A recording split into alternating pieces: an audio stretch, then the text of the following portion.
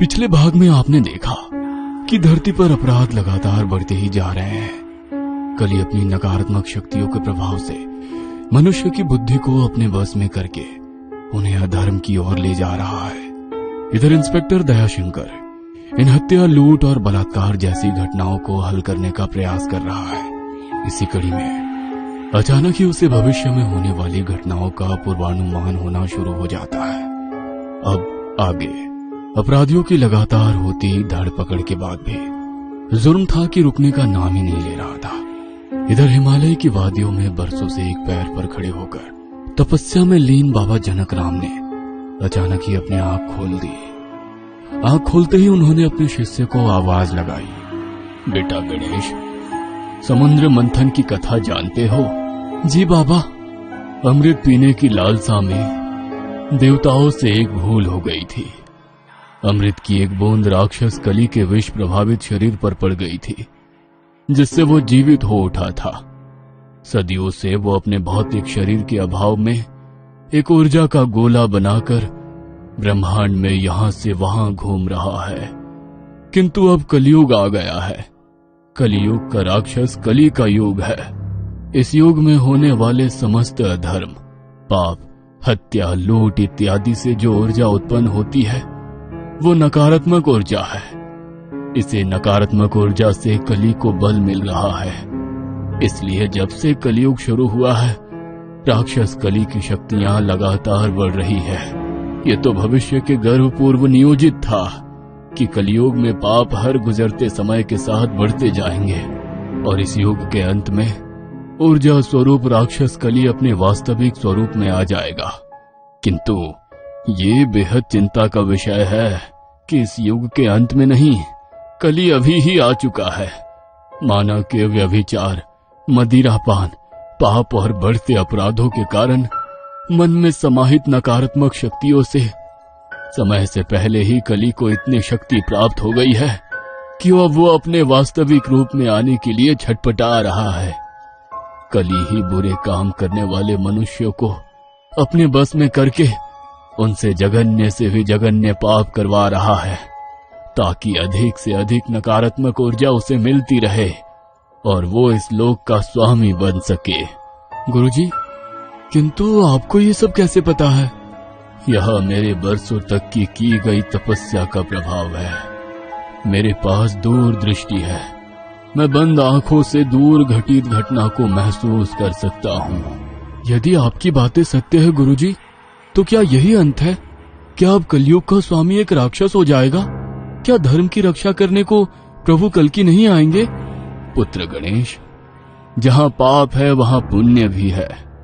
यदि बुराई का जन्म हुआ है तो निश्चित ही अच्छाई भी दुनिया में जन्म ले चुकी होगी। बाबा, आप अपनी शक्तियों से पता लगाइए ना कि क्या कल्कि अवतार भी किसी रूप में दुनिया में विराजमान है। तुम सही कहते हो। शिष्य गणेश के कहने पर बाबा वापस ध्यान में मग्न हो जाते हैं। कुछ देर बाद ध्यान टूटने पर वे गणेश को अपने पास बुलाते हैं। गणेश, मुझे प्रभु का संदेश मिला है। मुझे धर्म की रक्षा हेतु जाना होगा। मैं लौटूंगा या नहीं कह नहीं सकता। अब यह आश्रम तुम्हारे हवाले है। बाबा शीघ्र ही मुंबई आकर इंस्पेक्टर दयाशंकर से मिलते हैं। क्या आपके मन में कुछ ऐसे प्रश्न हैं जिनका आपको जवाब नहीं मिल पा रहा है? आप मेरे बारे में क्या और कैसे जानते हैं? कौन है आप? मैं जानता हूँ कि आपके मन में कई सारी दुविधा है, किंतु आप मेरे एक प्रश्न का जवाब दीजिए। क्या आपने सोचा है कि बार बार ये हत्या की गुत्थी आपके ही सामने क्यों आ रही है? इतने बड़े शहर में आपके आसपास ही ऐसी घटनाएं क्यों होती है? आपने ही आधा दर्जन हत्यारे अकेले पकड़े हैं। आप इसका कारण नहीं जानना चाहेंगे? क्या आपको कोई सफेद दिव्य रोशनी अपने आसपास महसूस होती है? मैं जितना इस केस से दूर रहने की कोशिश कर रहा हूँ, उतना ही ये केस मुझे अपने साथ उलझा रहा है। ना जाने क्यों कोई भी घटना घटित होने से पहले ही मुझे कुछ महसूस होने लगता है और मैं खुद ब खुद वहाँ पहुँच जाता हूँ। लेकिन दुख इस बात का है कि चाहते हुए भी मैं किसी को बचा नहीं पा रहा हूँ। ये सभी हत्यारे बिल्कुल सत्य बोल रहे हैं। इन्होंने जो भी किया स्वेच्छा से नहीं किया। कली पुरुष की आसुरी शक्तियों ने इनके शरीर और बुद्धि पर कब्जा कर लिया था, इसीलिए इन्होंने ऐसे पौशाचिक कार्य को अंजाम दिया। इसमें से एक अपराधी ने अपने ही बच्चे की जान ली है, एक को तुमने हत्या करने के बाद इंसान का मांस खाते गिरफ्तार किया है, एक साधु की हत्या करते गिरफ्तार हुआ। क्या ये सभी सामान्य अपराध है? नहीं, ये सभी जघन्य और क्रूर अपराध है। इन सब से ऐसे अपराध इसलिए कराए गए हैं ताकि अधर्म की स्थापना हो सके, हर ओर त्राही त्राही मच जाए और मनुष्य भगवान और धर्म को अपनी स्मृति से निकाल फेंके। कली, राक्षस, धर्म, अधर्म, ये सब क्या है बाबा? और मेरा इन सब से क्या वास्ता है? अगर ये सब एक राक्षस के कारण हो रहा है तो मुझे वो सब क्यों दिखाई दे रहा है? क्या मैं भी राक्षस कली से जुड़ा हूँ? हाँ, तुम राक्षस कली से जुड़े हो, क्योंकि तुम ही उसका संहार करोगे। कली अभी मात्र एक परछाई है। वह पाप और अधर्म को इसीलिए बढ़ा रहा है क्योंकि वो चाहता है उसे शीघ्र अतिशीघ्र अपना शरीर मिल जाए और वो इस धरती का स्वामी बन जाए। शास्त्रों के अनुसार कल की अवतार को कली का वध करना है, किंतु अभी उसमें समय है। अभी के लिए भगवान विष्णु ने इस अर्ध कली को समाप्त करने के लिए तुम्हें चुना है। तुम कल की अवतार के स्वरूप हो। तुम्हारा जन्म एक विशेष प्रयोजन से हुआ है। जो सफेद रोशनी तुम्हें अपने आसपास दिखाई देती है, वह दिव्य प्रकाश तुम्हारे ही अस्तित्व का प्रकाश है। ऐसा कैसे हो सकता है? अगर ये सत्य है तो मुझे ही इसका आभास ना हो, ये कैसे हो सकता है? यह प्रभु की लीला है। शक्तियों का स्मरण समय आने पर ही किया जाता है। अब समय आ गया है। आंखें बंद करके उस सफेद प्रकाश को महसूस करने की कोशिश करो, तुम्हें सब याद आ जाएगा। दयाशंकर ने अपनी आंखें बंद की। उसकी आंखों के पास फिर से वही दिव्य रोशनी महसूस होने लगी। दयाशंकर ने खुद को उस दिव्य रोशनी में लीन होते हुए महसूस किया। अगले ही पल उसने देखा कली के साथ एक पूरी सेना तैयार हुई है। उसकी सेना के सिपाही जगह जगह अधर्म फैला रहे थे। कोई चोरी कर रहा था तो कोई हत्या।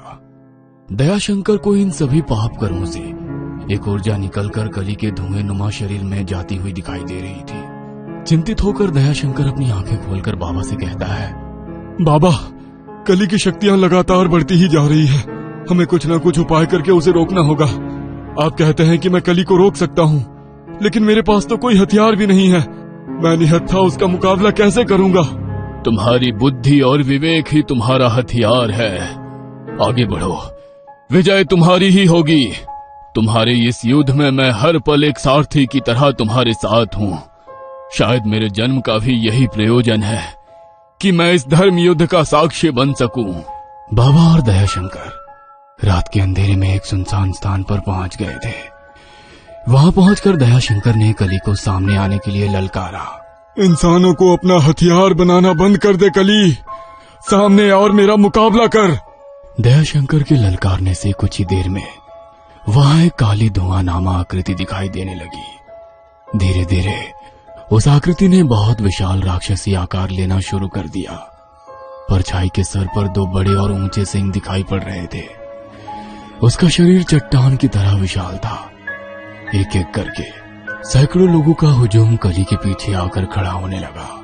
काले कपड़े पहने, लाल राक्षसी आंखों से घूरते हुए यह सभी लोग कली की अंधकार रूपी सेना के सिपाही थे।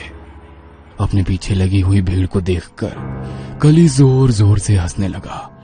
कली ने अपना धुएं रूपी हाथ ऊपर उठाकर हवा में लहराया तो एक एक करके कई लोग हवा में ऊपर उठने लगे और एक झटके में वे सभी जमीन पर आ गिरे। उनके शरीर टुकड़े टुकड़े होकर जमीन पर बिखर गए थे। उनके शरीर से आत्मा निकलकर कली के मुंह में समा गई थी। उन्हें देखकर एक बार फिर कली के ठहाके आवाज वातावरण में फैल गई। तुझे लगता है तो मुझे समाप्त कर सकता है?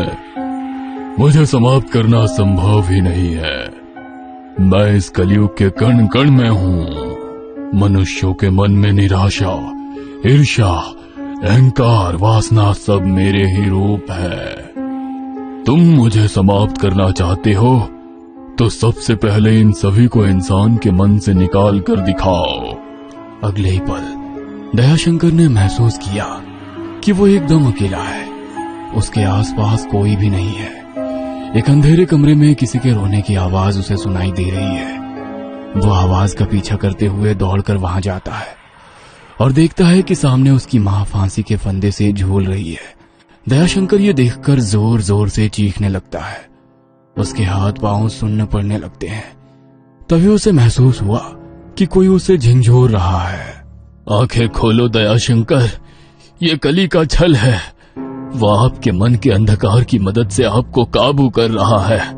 संभालिए खुद को। बाबा की आवाज सुनकर दयाशंकर जैसे झटके से नींद से बाहर आ गया था। दयाशंकर ने देखा कि कली के सिपाही उसकी ओर बढ़ रहे हैं। उनके हाथों में हथियार थे और आंखों में खून सवार था।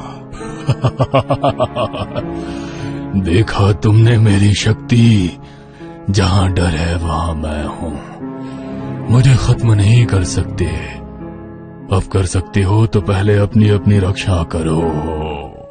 ये अंधकार ही तेरी ताकत है ना?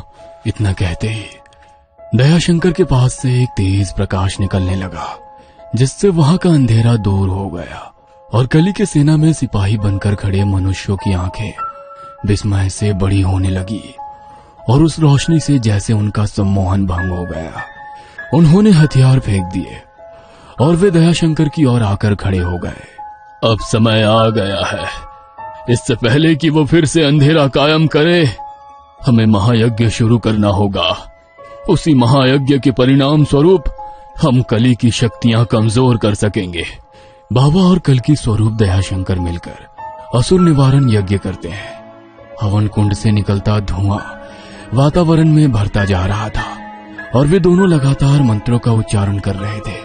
नकारात्मक ऊर्जा सकारात्मक होने लगी, जिससे कली के प्रभाव में आकर राक्षसी व्यवहार करते लोग धीरे धीरे वापस अपने रूप में लौटने लगे।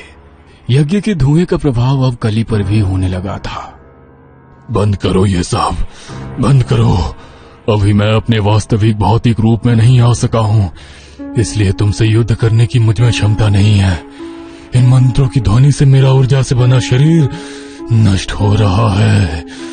आज तो मैं जा रहा हूं, लेकिन मैं लौटूंगा फिर से अपनी सेना के साथ। और हाँ, इस बार जाने के लिए नहीं आऊंगा।